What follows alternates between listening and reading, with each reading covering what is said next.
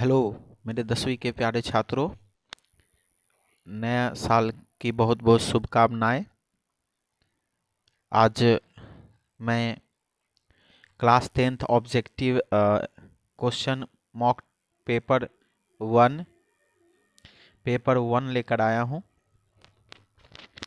जैसा कि मैंने कहा था कि 5 सोशल साइंस और 5 साइंस के सेट मैं दूंगा यूट्यूब पे, तो मैंने 5 सोशल साइंस 5 साइंस के सेट दिए जो काफ़ी इंपॉर्टेंट है बच्चों।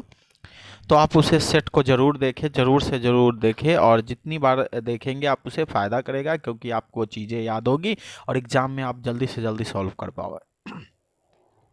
आज मैं आज मैं सोशल साइंस बोल रहा हूँ, सॉरी, मैथ के कुछ सवाल लेकर आया हूँ। मैथ का सवाल है नीचे, है ना। सारे इम्पोर्टेंट सवालों का कलेक्शन लिया हूँ इसमें, तो आप ज़रूर इस वीडियो को देखें और ज़्यादा से ज़्यादा लाइक, शेयर और सब्सक्राइब करें। शेयर ज़रूर करें बच्चों, शेयर करेंगे तभी हमें हौसला मिलेगी और हम बढ़िया से बढ़िया आपको प्रैक्टिस सेट बनाकर आपके समक्ष उपस्थित करेंगे। और चैनल को सब्सक्राइब करें जो बच्चे नए हैं, जो अभी तक चैनल को सब्सक्राइब नहीं किए हैं, सब्सक्राइब करके चैनल का बेल आइकन दबा लें। चलिए सवालों को शुरू करते हैं। सवाल है कि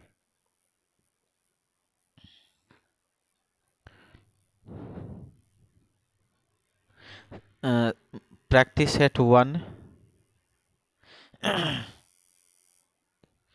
निम्नलिखित में कौन सी सबसे छोटी संयुक्त संख्या है? संयुक्त संख्या बच्चों किसको कहते हैं? तो संयुक्त संख्या कहते हैं,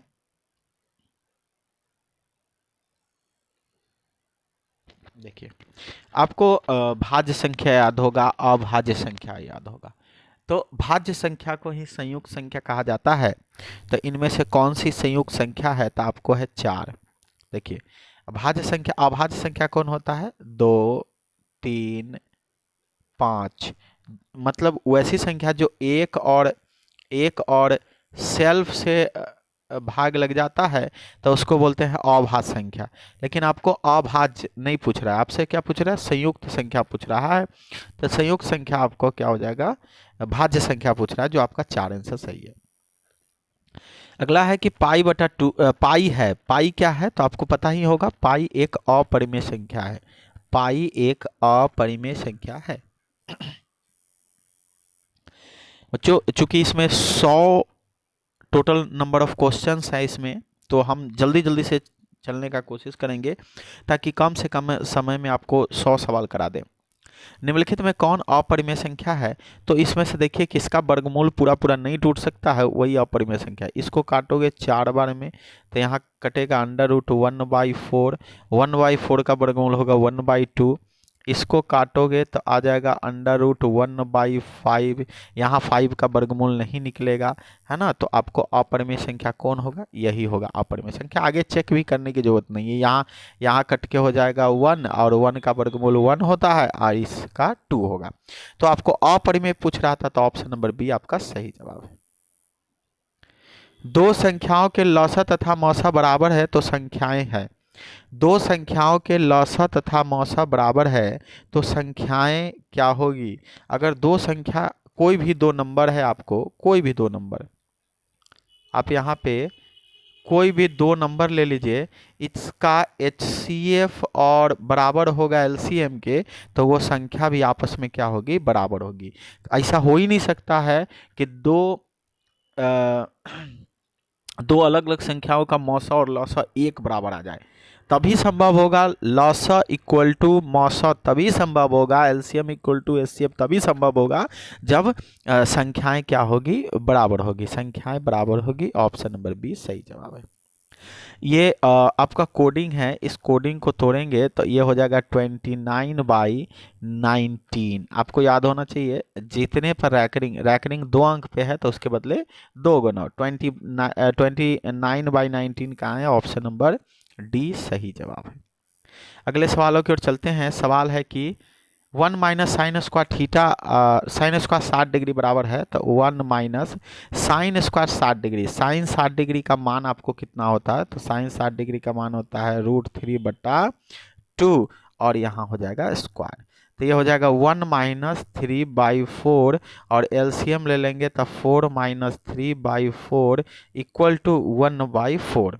1/4 जो है आपका सही जवाब है, जो ऑप्शन नंबर सी में है। चलिए बच्चों अगले सवाल की ओर चलते हैं। सवाल है कि निम्नलिखित में किसका दशमलव प्रसार शांत है।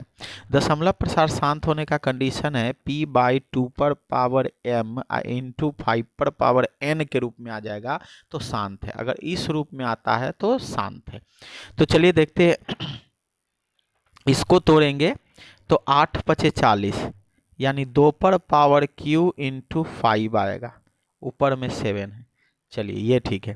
इसको तोड़ेंगे तो 3 इंटू 7 आएगा, जबकि ना 3 चाहिए ना 7 चाहिए, यहाँ पे 2 और 5 ना चाहिए, नहीं होगा।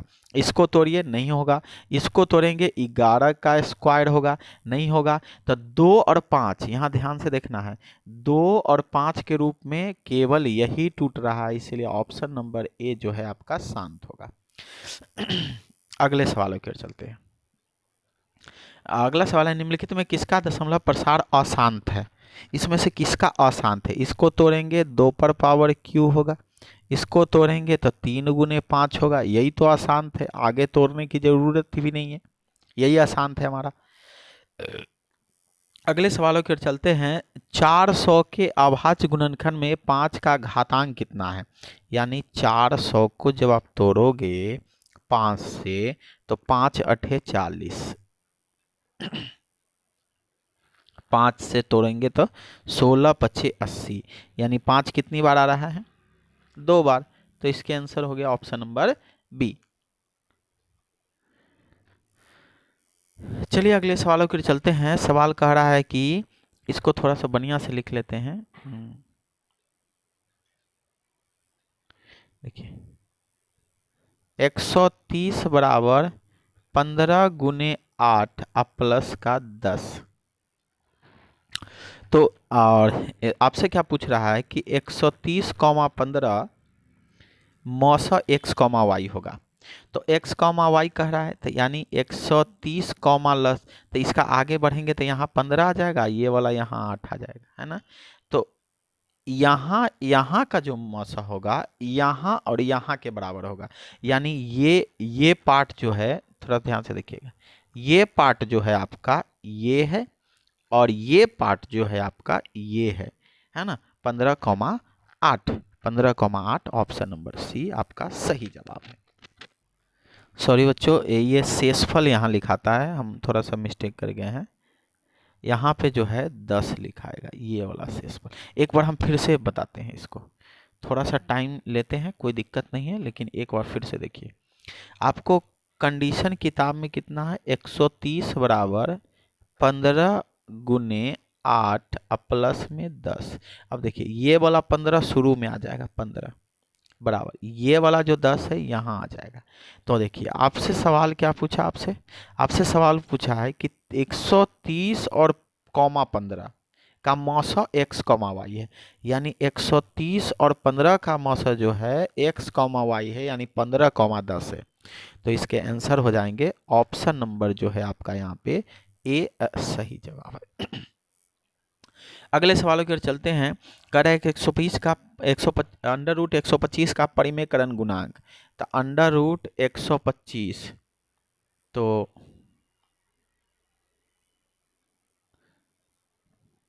125 हो गया। 125 को तोड़ेंगे तो 5√5 आ जाएगा। तो आपका परिमेयकरण गुणांक क्या मिल रहा है, 5। ऑप्शन नंबर सी सही जवाब। अगला है कि निम्नलिखित में कौन सा युग्म सहअभाज्य है। निम्नलिखित में कौन सा युग्म सहअभाज्य है। याद रखिएगा बच्चों, ये सहअभाज्य जो है ये बहुत अच्छा ही सवाल है। याद रखिएगा सहअभाज्य का जो HCF होता है वो हमेशा 1 होता है, सहअभाज्य। अब देखिए इसमें से किसका HCF 1 है, वही आपका सहअभाज्य होगा। इसका HCF 1 आएगा, इसका HCF 5 आएगा, इसका HCF 21 आएगा और इसका HCF 13 आएगा। तो आपका ऑप्शन नंबर ए जो है आपका सही जवाब है। HCF इसी का 1 आ रहा है, इसलिए आंसर नंबर ए आपका सही जवाब है। बच्चों आप पूरा 100 सवाल जरूर लगाएं और बताएं कि आपके 100 में कितने आते हैं, लेकिन आपको एग्जाम में तो 85 बनाने हैं, तो कोई दिक्कत नहीं है। रैखिक बहुपद के शून्यकों की संख्या होगी। रैखिक बहुपद मतलब जिसके घात एक हो उसको रैखिक बहुपद कहते हैं। तो बताना है कि रैखिक जब बहुपद होगा, रैखिक बहुपद का व्यापक रूप ये होता है ax प्लस बी, ये होता है। तो जब ax प्लस बी ऐसा कोई बहुपद है तो इसके शून्यक कितने होंगे भाई? तो शून्यक हमेशा एक होंगे। एक घाती है तो एक होगा, दुई घाती है तो दो होगा। अब देखिए बहुपद इतना का शून्यक है, मतलब x माइनस वन बराबर 0 कर लो तो x बराबर क्या मिलेगा? 1। ऑप्शन नंबर ए सही जवाब है। किसी द्विघात बहुपद के शून्यक यदि -4 एवं 7 है तो द्विघात बहुपद होगा। यानी शून्यक दिया हुआ है, मतलब अल्फा दिया हुआ है -4 और आपको जो है बीटा दिया हुआ है आपको 7। तो आप निकाल लो अल्फा प्लस बीटा। तो अल्फा प्लस बीटा निकालोगे तो क्या मिलेगा हमको? तो छोटा कर लेते हैं। अल्फा प्लस बीटा निकालेंगे तो माइनस, अरे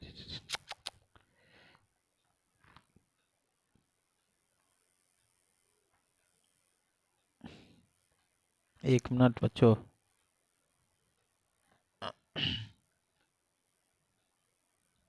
हाँ, तो आपको हो जाएगा -4 प्लस 7 बराबर कितना हो जाएगा? 4 3 7 3। अल्फा इंटू बीटा निकाल लेंगे तो -4 गुने 7 बराबर 7 चौके 28, ये हो जाएगा। तो आपका इसका व्यापक रूप क्या? एक्स स्क्वायर माइनस, है ना, अल्फा प्लस बीटा यहाँ 3 है तो यहाँ हो जाएगा 3x। अल्फा यहाँ प्लस होता है तो प्लस माइनस माइनस 28। तो ये हो जाएगा ऑप्शन नंबर सी आपका सही जवाब है। अगले सवालों की ओर चलते हैं बच्चों। अगला है कि एक द्विघात बहुपद के शून्यकों का योग गुणनफल 5 और 6 है तो बहुपद द्विघात बहुपद क्या होगा? योग मतलब क्या? अल्फा प्लस बीटा आपको 5 दिया हुआ है, अल्फा इंटू बीटा आपको कितना दिया हुआ? 6। तो आपका क्या फार्मूला है? एक्स स्क्वायर माइनस, यहाँ होता है अल्फा प्लस बीटा। चलिए एक बार हम फार्मूला लिख देते हैं। यहाँ होता है alpha plus beta x plus alpha plus beta x, x plus alpha into beta. तो यहाँ हो गया x square minus alpha plus beta कितना है? 5। तो 5x plus alpha into beta 6। X square minus 5x plus 6, x square minus 5x plus 6। Option number B आपका correct जवाब है। अगले सवालों की ओर चलते हैं। सवाल है कि यदि बहुपद Y square minus 6y plus 8 के शून्यक अल्फा तथा बीटा है तो अल्फा इंटू बीटा का मान ज्ञात करें। मतलब Y square minus 6y plus 8 बराबर 0। तो यहाँ आपसे क्या पूछ रहा है? इसके गुणांक में 1 है तो a बराबर 1 हो गया, b बराबर हो गया -6 और c बराबर आपका 8 हो गया। तो आपसे पूछ रहा है अल्फा इंटू बीटा, इसका फॉर्मूला होता है c बाई ए बराबर इसका क्या हो जाएगा? 8/1 बराबर 8। 8 ऑप्शन नंबर ए सही जवाब है। अगले सवाल की ओर चलते हैं। बहुपद f(x) इतना तो f1 क्या होगा? मतलब एक फंक्शन दिया हुआ है f(x) बराबर है 3x square minus 7x plus 2। तो इसमें f के जगह पे हमको क्या रखना है? x के जगह पे -1 रखना है। तो 3 इंटू -1 का स्क्वायर -7 इंटू -1 प्लस का 2। तो ये हो जाएगा 3 + 7 प्लस का 2, यानी ये हो जाएगा 12। ऑप्शन नंबर बी आपका सही जवाब है। अगले सवाल की ओर चलते हैं। बहुपद एक्स स्क्वायर माइनस 3x के शून्यक है। एक्स स्क्वायर माइनस 3 बराबर 0 तो x बराबर √3 तो x बराबर प्लस माइनस √3, यानी एक पॉजिटिव और एक नेगेटिव। ऑप्शन नंबर बी सही जवाब। ऐसे बच्चों ये सब सवाल देख के आप लगा सकते हो, क्योंकि हमें समझाना है इसीलिए हम टाइम ले रहे हैं। चलिए बच्चों ऐसे सवाल को आप ऑप्शन से टिक कीजिए। देखिए सोचिए कि x और y का इन सब ऑप्शन में से कौन सा मान रखे, कौन सा ऑप्शन रखे कि वैल्यू 0 आ जाए। चलिए यहाँ पे x के जगह पर 6 रखते हैं तो 36 हो जाएगा, और y के जगह पर 6 रखेंगे तो 12, तो 36 में से 12 तो 0 हो नहीं सकता है, तो ये होगा नहीं। यहाँ देखिए बच्चों, अब हम ले लेते हैं दूसरा नंबर। दूसरा नंबर आपका ये नंबर क्या है, x के जगह पर 2 है। यहाँ पे अगर 6 गुने 2 कर दे और 2 गुने y के जगह पर 6 कर दे तो 12 माइनस 12 यानी 0, ये 0 आ जाएगा। तो यानी ये ऑप्शन हो सकता है, लेकिन इतनी जल्दी नहीं लगाना है। ये ऑप्शन को फिर इसमें रख के चेक कीजिए क्या ये सही हो रहा है। 2 अगर इसमें रखेंगे तो कितना आ जाएगा 20, और 6 यहाँ रखेंगे तो 6 दूना 12, दोनों को जोड़ेंगे तो कितना आ रहा है 32, यहाँ पे भी 32 है, यानी ऑप्शन नंबर बी जो है सही जवाब है। बच्चों इसको समीकरण 1 2 मिलके बनाने लगिएगा तो बहुत टाइम लगेगा, इस तरह से आपको करके निकल जाना है। चलिए अगले सवाल को चलते हैं। यदि रेखाएं, देखिए यहाँ पे 4x प्लस पी वाई बराबर 6 और यहाँ है 12x प्लस 9y बराबर 15, तो p का वैल्यू बताना है।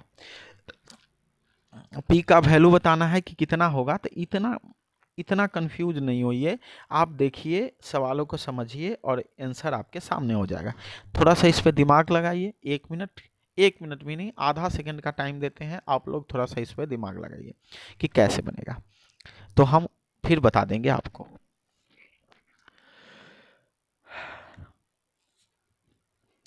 चलिए बच्चों देखते हैं, टाइम ज़्यादा हो जाएगा। इससे ये देखिए ये कितनी गुना है, 3 गुना बड़ा है, यानी 4 यहाँ है तो 4 तिहाई 12, तो उसी तरह अगर यहाँ 3 होता तो 3 तिहाई 9 होता कि नहीं होता। अब इस पे मत जाइएगा, इस पे ध्यान नहीं देना है, सिर्फ यहाँ ध्यान दीजिए। 3 होता तो 3 तिहाई 9, यानी p का वैल्यू 3 है। आप आगे बढ़ो, इतना नहीं सोचना है। आगे देखिए, समीकरण इतना और समीकरण इतना के अनगिनत हल होंगे।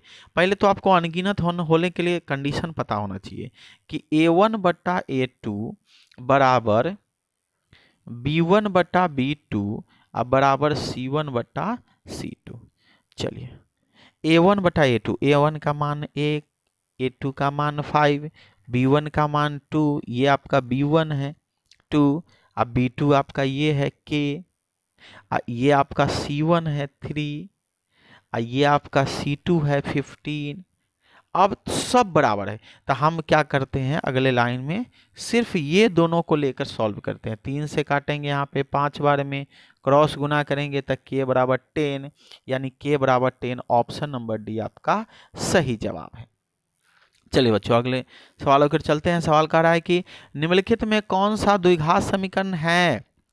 इस चारों ऑप्शन में देखना है कि कौन द्विघात है। ये तो 3 वाला है और किसी भी हालत में नहीं कटेगा, नहीं है। ये देखते हैं, ये एक्स स्क्वायर, ये 2 वाला हो सकता है, आगे देख लेते हैं। और 2x स्क्वायर ये नहीं होगा, कट जाएगा, ये भी नहीं होगा। ऑप्शन नंबर बी आपका करेक्ट जवाब है।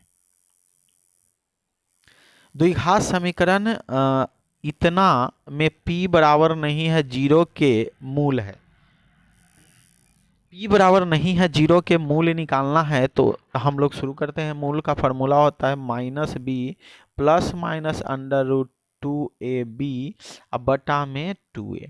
तो देखिए यहाँ -b, अब b के जगह पर यहाँ क्या है q, तो हो जाएगा -q, अब plus minus under root, sorry 1 minute, formula mistake हो गया है।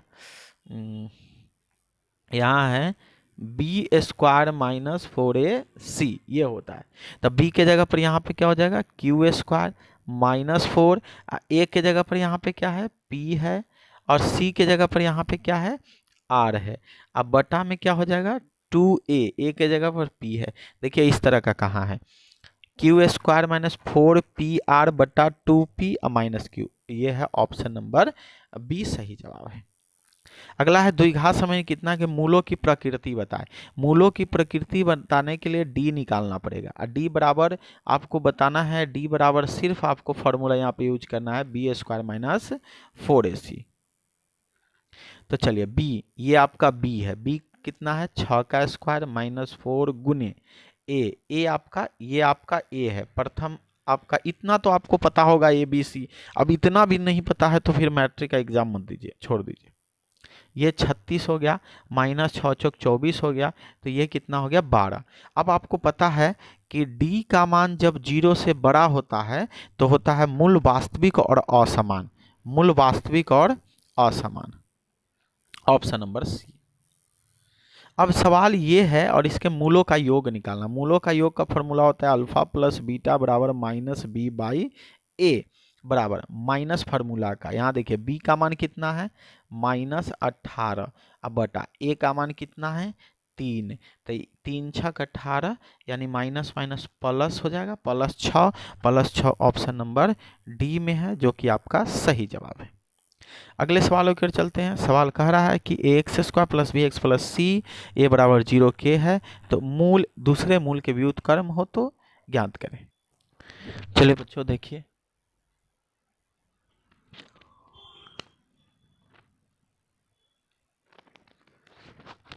देखिए बच्चों इसमें भी एक मूल दूसरे मूल का व्युत्क्रम है, तो देखिए क्या करना है।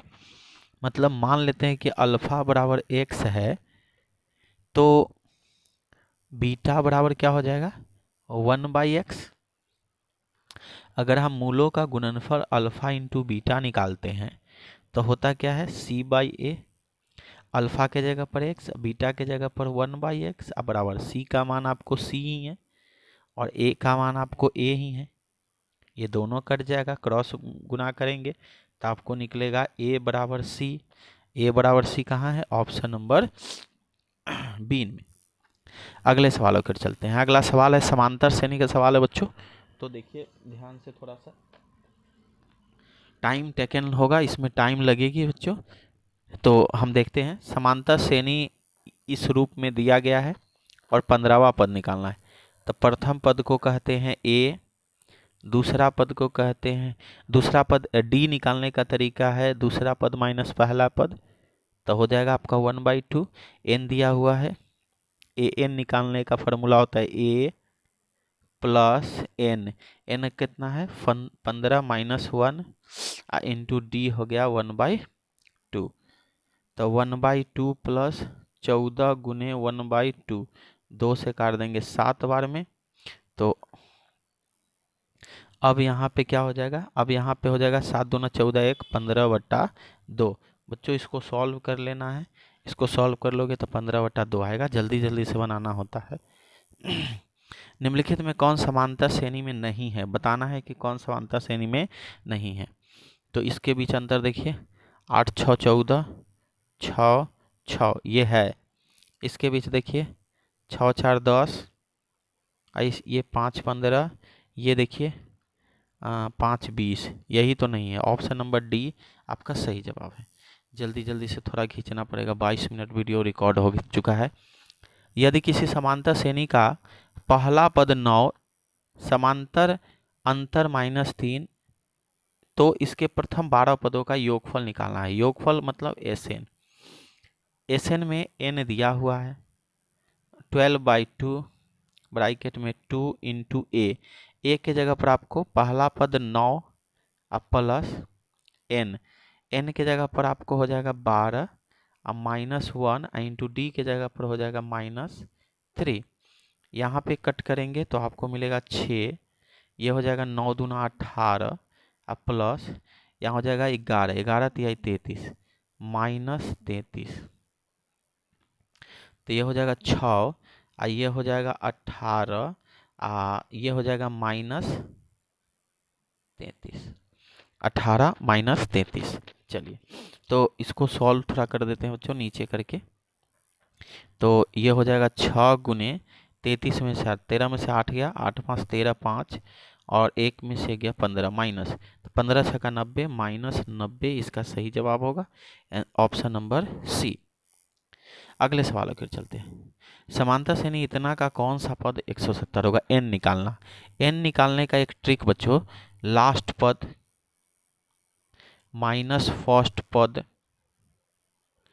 बटे में डिफरेंस अब प्लस में 1, एन निकल जाएगा।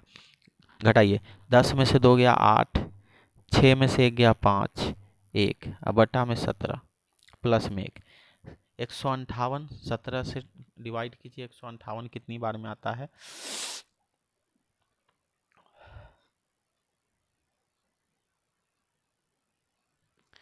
कहीं गलत हो गया क्या बच्चों?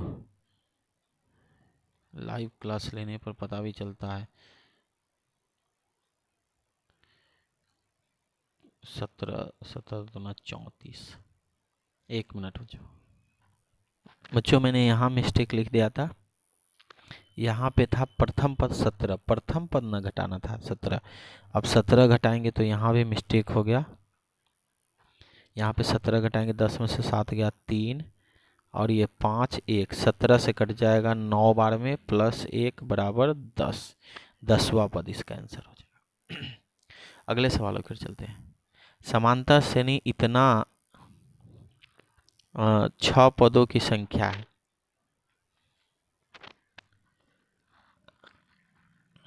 ये कुछ प्रिंट हुआ था जो कोडिंग में रह गया, शायद इसके छठा पद पूछ रहा है कि छठा पद क्या होगा। देखते हैं निकाल के। तो n बराबर छठा पद निकालना है तो डायरेक्ट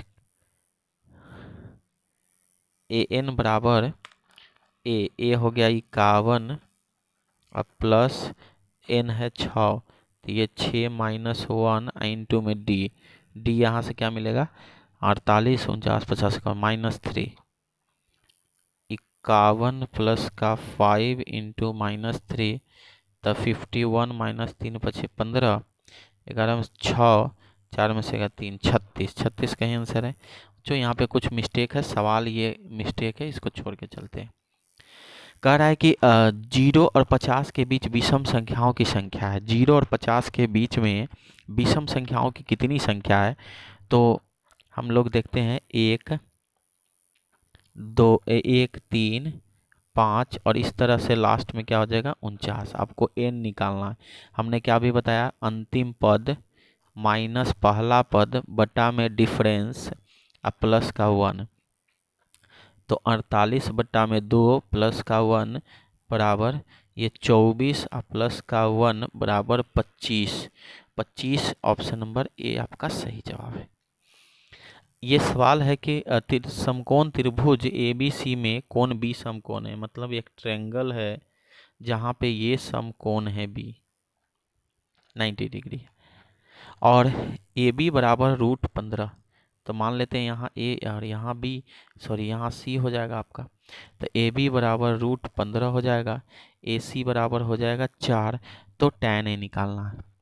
तो tan में होता है लंबाई आधार, तो आधार निकाल लेते हैं पहले। यहाँ से BC निकालते हैं, तब BC बराबर √ हो जाएगा इसका स्क्वायर, तो 4 का स्क्वायर 16 माइनस इसका स्क्वायर, तो इसका स्क्वायर 15 ही रह जाएगा। तो √1 बराबर 1, यानी ये 1 निकला। तो tan थीटा बराबर लंब कितना है √15, और ये कितना है 1, √15 बटा 1। ऑप्शन नंबर बी आपका सही जवाब है। अगले सवाल की ओर चलते हैं। cos फाई जो है बराबर है k, तो cos फाई का मान क्या होगा, है ना। तो cos फाई का मान पूछ रहा है, तो k है, तो हम बच्चों ये क्या पूछ लिया, cos फाई का मान 1। बच्चों इसमें ज़रूर कुछ मिस्टेक है, यहाँ पे cos नहीं tan फाई होना चाहिए था। तो tan फाई को हम लिखते हैं क्या, sin फाई, अब बटा में cos फाई। आइए cos फाई का हम k लिख देते हैं, और sin फाई को लिखते हैं 1 प्लस का k स्क्वायर, है ना, सॉरी 1 माइनस का k स्क्वायर, 1 माइनस का k स्क्वायर। तो हमारा ये ऑप्शन बनता, ये ऑप्शन कहीं होता, ये भी ऑप्शन नहीं है कहीं पे।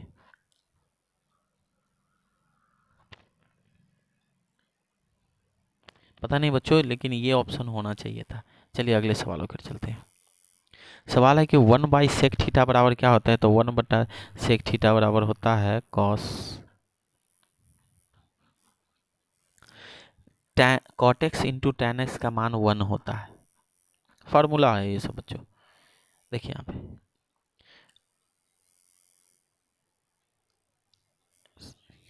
एक मिनट हमने ठीक से इसको हाँ ठीक है, ये गलत है। अगले सवाल की ओर चलते हैं बच्चों। सवाल है यहाँ पे कि cos फाई 1/2 है, यहाँ पे cosec है, COSEC cosec। कॉसेक।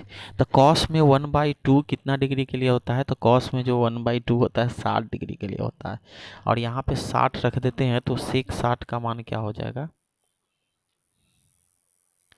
यहाँ पे हम 60 रख देते हैं तो COSEC कॉसेक 60 डिग्री का मान हो जाएगा 2/√3। ऑप्शन नंबर बी सही जवाब है। अगला सवाल है कि यदि थीटा बराबर 45 हो तो ये क्या हो जाएगा? तो यहाँ पे रखिए 45 डिग्री मान, तो सेक 45 का मान होगा √2 अब प्लस कॉसेक भी 45 का मान होगा √2, तो ये हो जाएगा 2√2 और 2√2। ऑप्शन नंबर डी आपका सही जवाब है। अगला सवाल है कि यदि इतना तो ए का मान निकालना है। चलिए बच्चों इसको भी देखते हैं। √3 tan a बराबर 3, इस -3 को उधर ले गए, और tan a बराबर 3/√3। यहाँ पे बच्चों हम परिमेयकरण कर लेते हैं तो बचेगा tan a बराबर 3√3/3, 3 से 3 कट गया, तो यहाँ पे बच्चों बनेगा tan a बराबर √3। तो tan a बराबर a में कितना डिग्री है 3 का, तो आपसे बता दे tan a 60 डिग्री। ऑप्शन नंबर बी आपका सही, tan में 60 डिग्री होता है √3। अगले सवाल की ओर चलते हैं। अगला सवाल है कि सेक थीटा बटा कॉस। बच्चों अगर इसको जोड़ के अगर 90 पूर रहा है तो इसका मान 1 होता है, 1 का स्क्वायर 1। ऑप्शन नंबर सी सही जवाब है। निम्नलिखित में किसका मान सबसे अधिक है? इसका मान होता है 1/√2, इसका मान 0, इसका मान 1 और इसका मान होता है 1/2। तो कौन सा बड़ा है? ये है। अगला सवाल है साइन 30 का मान कितना होता है? 1/2। Option number B. Cosec cos square theta -1 बराबर डैश। तो कॉस स्क्वायर थीटा -1 बराबर डैश, अगर हम इसमें से माइनस कॉमन ले लेते हैं तो 1 माइनस हो जाएगा कॉस स्क्वायर थीटा। 1 माइनस इसका फार्मूला होता है साइन स्क्वायर थीटा, वो भी किस में? माइनस में।